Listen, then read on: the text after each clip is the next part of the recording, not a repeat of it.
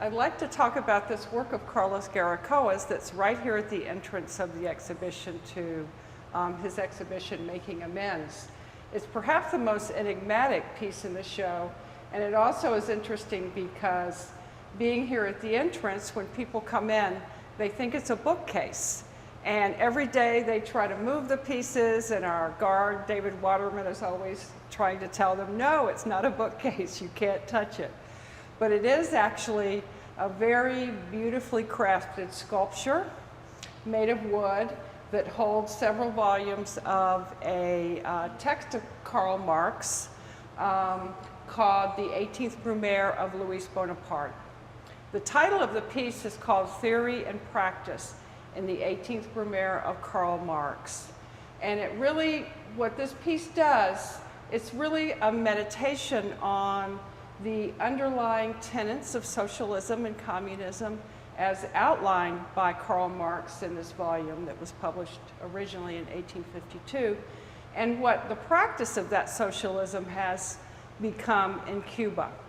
So this bookcase here, or this sculpture rather, represents a kind of housing structure, a type of architecture that was built in Cuba during the 1960s and on to help with the housing crisis there.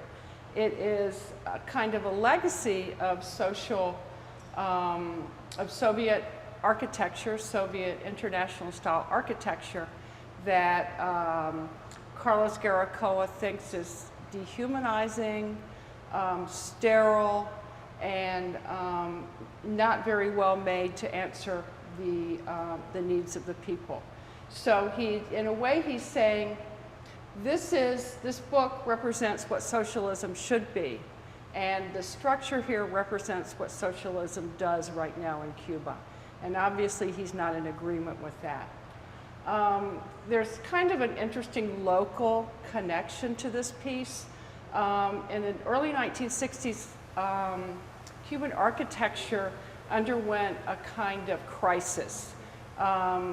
The old school of architecture was based on Spanish, Italian, French architecture, then overlaid with a kind of American modernism, was challenged by the architects in Cuba who were interested in the Soviet international style.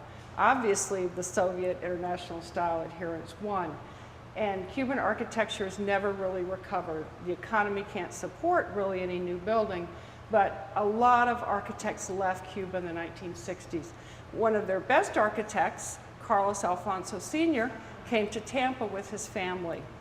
And as a result of this, we have Tampa International Airport, which he designed. We have the St. Pete campus of USF. And we have the architectural firm of Alfonso Architects with his son Carlos Jr. and Albert, who have contributed enormously to the architecture in the region.